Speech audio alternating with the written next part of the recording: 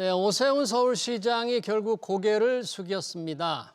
강남 3구의 토지거래 허가구역 해제 이후 집값이 급등한 데 대해 송구스럽게 생각한다면서 토호제 해제 한 달 만에 강남 3구뿐만 아니라 용산구까지 모든 아파트에 대해 토호제를 확대 지정합니다. 시장이 어떻게 반응할지 김인만 부동산 경제연구소장 모시고 얘기 들어보겠습니다. 어서 오세요. 안녕하세요. 자, 토지거래 허가구역 해제 이후 강남 3구 집값이 오른다는 얘기 저희가 전해드렸는데 정말 집값 급등에 국토부, 서울시 깜짝 놀란 모양이네요. 토호제 다시 재지정하고 대상도 지금 넓혔는데 24일부터죠. 부동산 안정화 대책이라는 이름으로 발표를 했는데 우선 내용을 워낙 많으니까 하나하나 좀 보죠. 우선 토호제 재지정은 어떻게 나왔습니까? 일단 재지정을 했는데 이제 확대 적용이죠. 확대. 기존에는 이제 우리가 장삼대청이라고 하잖아요. 예. 잠실, 삼성, 대치, 청담동 재건축 아파트 빼고 예. 일반 아파트에 대해서 토지거래가 구역을 이제 해제를 했습니다. 네. 그 얘기는 이제 전세 끼고 살 수 있는 거죠. 실거주하지 않아도 기존 집을 처분 조건부로 팔지 않아도 전세를 끼고 살 수 있게 되는 겁니다. 그렇죠. 근데 집값이 많이 올랐죠. 한 달 동안 급등을 하다 보니 부랴부랴 불을 끄려고 했는데 네. 강남 3구, 용산구 모든 아파트를 다 규제하겠다. 이게 지역의 모든 아파트죠. 모든 아파트입니다. 그래서 40만 가구 40만 정도를 가구. 아파트를 전체 다 토지거래가 구역으로 지정을 해버렸습니다.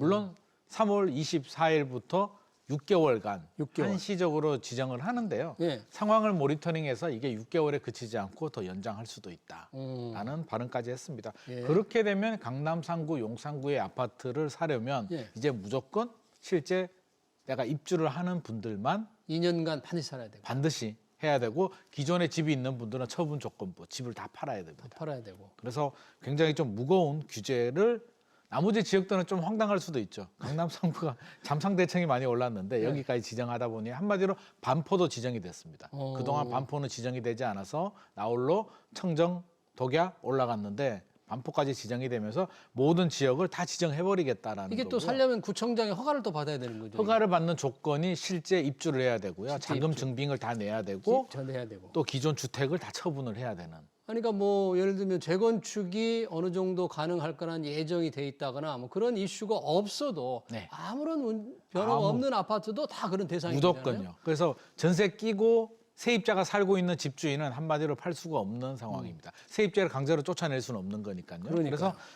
거래량은 일단 좀 줄어들 것 같고요. 이제 많이 줄겠네요. 그래. 거래량은 일단 많이 줄어듭니다. 왜냐하면 비어 있는 집, 집주인이 살다가 비어줄 수 있는 집들만 거래가 가능하기 때문에 예. 일단 시장의 반응은 이렇고요. 근데 예. 이게 시점이 3월 24일부터입니다. 24일. 24일이니까 한 닷새 남았네. 닷새 남았습니다. 예. 닷새 동안 이제 현장 분위기가 예. 오늘 제가 모니터링을 좀 해봤거든요. 잠실에 전화를 하니까 굉장히 난처한 상황인데 어제까지만 하더라도 단속이 나왔거든요. 단속이 나와서 부동산들이 문을 닫고 예. 피싱 가 있고 이런 분위기였는데 오늘 이렇게 되니까 일단 집주인들 반응 예. 전화가 빗발칩니다. 호가 좀 내릴 테니까. 내릴 왜냐하면 테니까 팔자. 세입자가 있는 집을 이제 팔아야 되는데 어제까지는 큰 소리를 쳤잖아요. 네. 호가 안 내리고 조정 좀 해주세요. 그러면 나 몰라요. 안 해줘요. 라는 네. 분위기였는데 오늘은 1억 내려줄 테니까 내릴 빨리 5일 내에 계약을 해야 되니까 계약을 마음이 좀 급해졌고요. 예. 매수자들 입장에서는 지금 이거 기다려야 될까? 따라가야 될까를 지금 고민하는 예. 그런 딜레마에 지금 빠진 상황입니다. 시간이 딱 닷새입니다. 닷새가 지나면 전세가 있는 집은 이제 거래가 안 되는 네. 절벽 현상을 만날 수 있을 것 같고요. 부동산 거래라는 게 굉장히 사전 자금 조달 같은 계획을 세우고 해야 되기 때문에 당장 급하게 결정할 수 있는 게 아닌데 정책이 이렇게 호떡집에 불난 것처럼 바뀌어서 될까요? 이게 이제 그런 비판의 목소리들이 좀 많이 있습니다. 이게 불과 한 달이거든요. 예. 그리고 한 일주일 전만 하더라도 오세훈 서울시장이 이제 그렇게 얘기를 했습니다. 약간의 상승은 충분히 예상을 했다.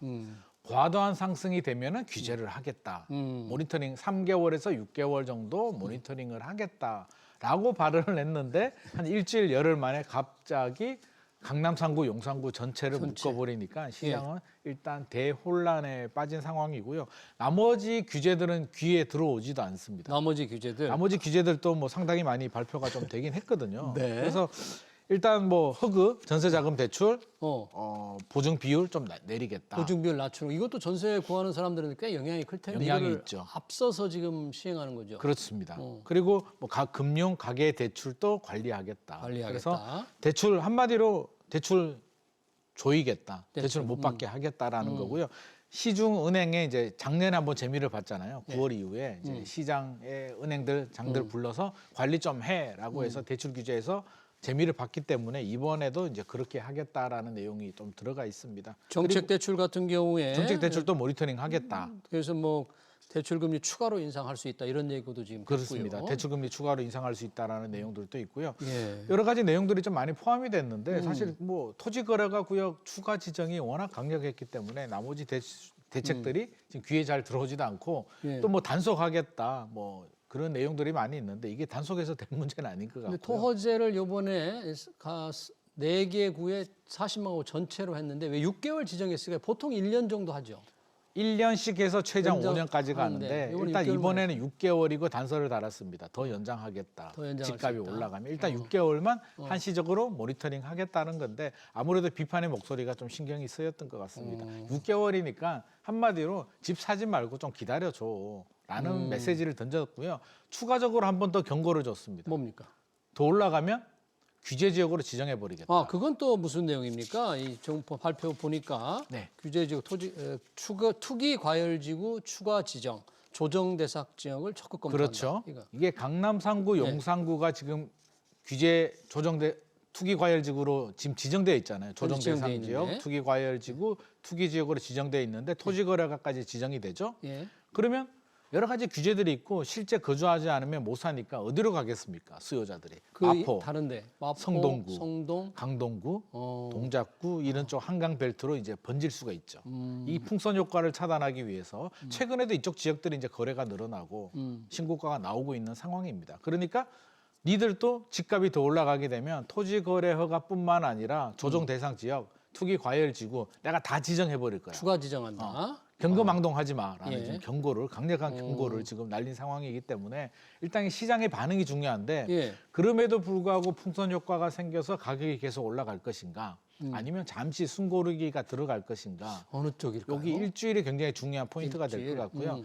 일단 뚜껑을 열어봐야 되는데 우리가 2020년 2021년을 생각해 보면 그때는 강남 규제하니까 네. 옆 지역으로 풍선 효과 생겨서 경기도 인천으로 갔고요. 경기도 인천 규제하니까 지방으로 가서 불길이 막 천정부지 이렇게 번져 나갔는데 지금은 일단 그런 상황까지는 아닌 것 같습니다. 지방 같은 경우는 미분양도 많고 입주 물량도 많고요. 네. 수도권 지역들도 외곽으로 나가면 평택이라든지 오산, 의정부 쪽에는 여전히 약세입니다. 그래서 과거처럼 그 정도 풍선 효과는 생기지는 않는데요. 네. 문제가 되는 건 원인을 좀 살펴봐야 되잖아요. 원인. 네. 왜 토지거래 허가 구역을 지정했는데 집값이 이렇게 올랐을까? 원인이 굉장히 토지거래 중요한데 허가 구역을 해제하는데 왜 올랐을까? 그렇죠. 해제했는데 근데 왜 이렇게 집값이 올랐을까? 올랐을까? 최근 한 달, 예. 두 달 동안에 그동안 못 흐름. 올랐던 것이 한꺼번에 오른 건가요? 작년 7, 8월 또 올랐기 때문에 그동안 못 올랐다는 말은 사실은 좀 앞뒤가 안 맞는 아, 거고요. 토허제 대상 때도 올랐다 이거죠. 그렇죠. 근데 정부 이제 보도자료 내용을 보게 되면 일단 금리가 내렸다. 금리가 토지 거래가 구역이 내리면서 해제가 되면서 영향을 줬다. 시중의 유동성이 좀 늘어났다. 이런 이유들을 다는데 이 정도 이유만으로도 사실은 저는 충분한 해석이 되지는 않는 것 같고요. 좀 더 깊이 들어가 보게 예. 되면 우리 여러 가지 사회 현상들이 맞물려 있습니다. 어떤 이게 뜻입니까? 뭐냐면 지금 강남 아파트, 한강벨트 아파트를 사는 걸 똘똘한 한 채 현상이거든요. 안 돼. 나 많이 가지면 안 돼. 오직 한 채만 사야 돼라는 현상을 첫 번째 원인은 다주택자 규제입니다. 다주택자 규제. 3억짜리 아파트 3채 가지신 분보다 예. 10억 아파트 한 채 가지신 분이 세금을 적게 냅니다. 그러면 저라도 예. 서울에 괜찮은 아파트 한 채를 가져야지 서울에 한 채, 지방에 두 채를 가지면 불이익을 당하니까 지방 아파트를 팔아야겠죠. 오직 한 채만 가져야 되고요. 두 번째는 최근에 경기가 좋지 않죠. 그렇죠. 수출도 힘들고요. 내수 경기 힘들고 저성장에 불황이 덮친 상황에서 정치도 좀 불안하잖아요. 네. 불안하면 우리는 어떤 선택을 해야 될까요? 뭔가 불안하면 보다 확실한 확실한 안전. 안전, 절대 자산? 떨어지지 않을 것 그렇죠. 같은 거. 그런 쪽이 어디냐? 어. 일본의 학습 효과가 있죠. 일본의 잃어버린 30년 동안 살아남은 지역 도쿄입니다. 그러면 우리도 앞으로 장기 침체가 들어갔을 때 네. 살아남는 곳이 서울이다라는 답이 나오고요. 네. 최근에 지방이 또 굉장히 어렵습니다. 그렇죠. 뭐 미분양, 뭐 당연히 어렵고요. 또 인구 감소에 뭐 소멸 위기까지 얘기가 나오잖아요. 네. 그러면 지방에 계시는 자산가들이나 뭐 부산 같으면 해운대, 대구 같으면 수성구에 계시는 자산가들이 생각을 하겠죠. 옛날 같으면 내가 가진 지역에 땅을 사든 건물을 사든 주택을 사든 할 텐데 앞날이 안 보이다 보니 이제는 서울로 가자 해서 최근에 서울로 많이 유입이 되고 있고요. 네. 마지막으로 이제 네. 우리 부모님 세대들이 저도 이제 나이가 있다 보니 우리 네. 부모님 세대들이 상속이나 증여를 할 때가 됐습니다. 그러면 그렇죠. 자녀들은 다 서울 수도권에 많이 거주를 하고 계시거든요. 그럼 부모님한테 상속을 받거나 증여를 받은 자산을 어디다 재투자를 할까요? 고향에다 할까요? 아니죠. 내가 살고 있는 서울 수도권 확실한 지역으로 들어오기 때문에 이런 현상들이 결합된 우리 사회 문제이지 사회 이게 현상으로 봐야지. 단순히 토지거래허가 구역이 풀었다고 해서 이렇게 되느냐? 이게 그 묶으면 해결이 되느냐? 냄비 물이 끓는데 두꺼운 뚜껑을 뚜껑을 덮어버렸다고 덮는다고 해서 해서 이게 안 해결된 끓느냐? 문제는 저는 아닌 것 같고요. 예. 이게 왜 끓는지를 살펴보고 결국 지방 경쟁력, 지방의 일자리까지 만들어줘야 되는데 이런 문제를 고민하지 않고 그냥 추가 지정을 해버렸다는 게 저는 굉장히 좀 아쉬운 대목인 것 같습니다. 악수를 뒀다 이렇게 볼 수도 있겠네요. 저는 최악의 한 수를 든 것 최악의 같습니다. 한 수를 왜 뒀다. 최악이냐면 일단 정책의 신뢰가 떨어집니다. 한번 풀어줬죠. 예. 그러면 기본적으로 오세훈 서울시장께서도 직접 얘기를 했듯이 3개월에서 6개월은 기다려 봐야죠. 좀 시간을 두고 좀 봐야 그렇죠. 되는데. 그 효과를 봐야 되고 여러 가지 부작용들도 있고 풀었는 데는 또 이유가 있잖아요. 그렇죠. 그래서 기다렸어야 되는데 한 달 올랐는 이유만으로 이렇게 갑자기 뒤집어 버렸다는 건 정책의 신뢰도 문제고 사실 최근 송파, 강남 쪽의 상승률을 보면 여전히 높습니다만 상승 속도는 약간 둔화되는 느낌을 보이거든요. 아, 속도는. 0.1%에서 0.68%까지 갔다가 지난주 통계를 보면 0.72% 네. 살짝 둔화되고 있습니다. 어. 잠실 엘스 리센츠 아파트를 보면 뭐 전용 84 국평이 27억 하다가 33억까지 올라갔습니다. 네. 그러면 다른 쪽 강남이나 이쪽에서 보기에는 굳이 33억을 주고 잠실 엘스 리센츠 아파트를 사야 될까? 다른 선택지가 많은데 시장의 수요자들도 그렇게 생각을 합니다. 예. 자연스럽게 숨고르기가 들어가는데 그 상황을 못 참고 이렇게 뒤집어 버리고 또 정책의 신뢰가 바닥에 떨어지게 되니까 저는 최악의 한 수가 아닌가 그러니까요. 싶습니다. 최악의 한 수. 그리고 특별히 이런 데만 오르는 게 단순히 토호제 해제만 아니라 사회적인 현상으로 나타나는데 그런 근본 문제 해결을 위한 대책은 없이 그렇죠. 임시 처방으로 한다는 것은 좀 문제가 있다 그러는데 실제로 아까 이 지방에 있는 분들이 이런 서울의 주요 선호 지역의 집을 사는 현상 이른바 이제 갭 투자라고 할 수 있잖아요. 네네. 토호제 해제 이후에 실제 갭 투자가 꽤 많이 늘었다고 정부 통계에 나와 있어요. 그렇죠? 갭 투자가 뭐 일단 늘어나긴 했습니다. 뭐 늘어나는 건 당연히 사실이죠. 서울에 계시는 분들은 실제 이제 내가 입주, 거주를 해도 되겠으나 네. 지방에 계시는 분들은 사실 뭐 갭 투자를 하지 않으면 살 수가 없기 때문에 갭 투자가 늘어나는 거는 뭐 자연스러운 현상인 것 같고요. 예. 한 20% 이상 뭐 이렇게 거래가 늘어나긴 했습니다만 그 문제를 단순히 갭 투자가 문제야. 토지거래가 구역을 지정해서 갭 투자를 못하게 할 거야라고 해서 해결될 문제인가? 예. 그러면 토지거래가 구역은 어떤 규제냐면 그냥 못 사는 게 아니라 불편하게 하는 규제입니다. 불편하게. 그러면 내가 가지고 있는 집을 팔거나 예. 전세를 주거나 뭐 어떻게든 해서 올라가서 실거주를 하면 되는 거잖아요. 그렇죠. 그래서 지방에 계시는 분들이 좀 불편할 뿐인 거지 결국에는 살 수가 있고요. 지방의 분들도 극단적인 선택을 할 수도 있죠. 안 되면 내가 그냥 사서 돈이 있는데 사서 그냥 주소 등록해놓고 네. 내가 전입신고 해놓고 예. 거주는 다른 데서 해도 되는 거니까 이런 극단적인 선택까지도 할 수는 있거든요. 예. 그래서 이게 다 너무 표면적으로 갭 투자라는 게 또 역설적으로 말하면 네. 어떤 문제가 생기냐면요. 예. 자, 전세 기금 못 들어가죠. 집주인이 들어가야 되죠. 전세 물량이 안 나옵니다. 전세 물량이 또 안 강남에. 나온다. 전세 물량이 안 나오게 되면 전세 가격이 올라가겠죠. 예. 내년부터 또 입주 물량 또 많이 줄어듭니다. 예. 전세 가격이 올라가면 또 매매 가격을 밀어 올리는 자극 요인이 될 수도 있기 때문에 갭 투기를 막겠다라고 실거주자들만 들어가게 한다는 게 완벽한 정책은 아니다라는 말씀 드리고 싶습니다. 그리고 이런 어떤 투기라고 볼 수 없는 일반 선의의 그쪽 주민들이라든지 새로 살려고 하는 사람들한테 이런 토호제가 너무 불편하지 않습니까? 그런 불편을 없애주기 위해서 지금 해제를 한 건데 그렇습니다. 다시 묶으면 이 자본주의 사회에서 이런 부동산 거래를 이렇게까지 규제를 해도 되나 하는 불만이 계속 나올 수 있을 것 같아요. 불만의 목소리가 굉장히 커지고요. 더 불만인 거는 이제 풀어줬다가 다시 묶었다는 겁니다. 이게 더 화가 나는 부분이고요. 그러면 좋습니다. 묶었습니다.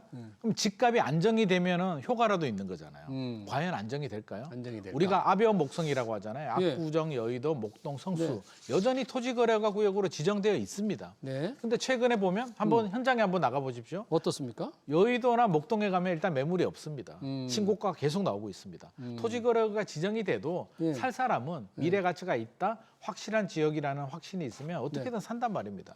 토지거래가 지정이 된다고 해서 집값이 안정되는 것도 아니고요. 그럼 집주인들 입장에서는 이제 가격이 떨어져야 되는데 효과가 나오려면 떨어지는 데는 두 가지 메커니즘이 작동이 돼야 되죠. 네. 집주인이 호가를 많이 내려야 되고요. 두 번째 내린 호가를 실수요자들이 거래를 해줘야 되는데 집주인들 입장에서는 이제 시간이 5일 남았으니까 뭐 1억에서 2억 정도는 호가를 내릴 수는 있는데 27억 하는 아파트가 33억까지 호가가 올라갔다가 1억, 2억 내리는 게 과연 내린 거냐라는 목소리가 나올 수도 있고 우리 요즘 한 채만 가지잖아요. 똘똘한 한 채 현상. 그러면 이 내가 가진 한 채를 토지거래허가 구역에 지정이 됐다고 급매로 던져야 될까요? 네.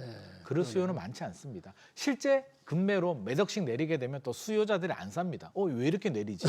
기다려야지. 라는 심리가 작동이 되기 때문에 실제로 가격이 떨어지는 데는 시간 또 굉장히 오래 걸리고 내년에 입주 물량 감소까지 고려를 한다면 실제로 가격 떨어지는 효과는 좀 기대하기 어려울 것 같습니다. 지금 아까 말씀하신 압구정, 여의도, 목동, 성수동은 토지가 해제가 안 된 상태에서 조금 해제되기를 나중에 기다리고 있었을 그렇습니다. 텐데 네. 이제 여기 뭐 많이 틀린 거죠.